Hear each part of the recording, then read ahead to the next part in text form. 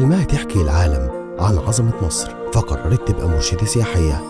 وفي الوقت اللي بدأت فيه جولة مع مجموعة من السياح، كانت مستشفى 57 بتكرم جويرية وأنس وسارة أولاد الشهيد مقدم صعقة إيهاب لطفي. ولما وصلت نهى شارع المعز وعند الباب اللي خرجت منه فتوح جيش مصر العظيم، كان ولاد 57 وصلوا لأحد قلاع هذا الجيش العظيم، الكلية الفنية العسكرية، اللي استقبلوهم بألعاب واحتفال وقضوا معاهم يوم جميل. في نفس الوقت وفي المستشفى بدأ حفل تكريم المدارس اللي ساهمت في توعية الناس ضد السرطان بأفكار مبتكرة، وقدمت 57 جوائز زي كل سنة.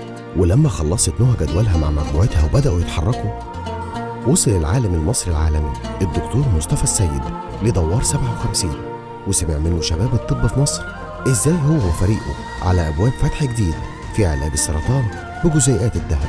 في الوقت ده كانت نهى زي ما اتعودت من 7 سنين بتعدي بالمجموعة اللي معاها من قدام 57 وتكلمهم عنها كمعلم لنجاح وإرادة المصريين.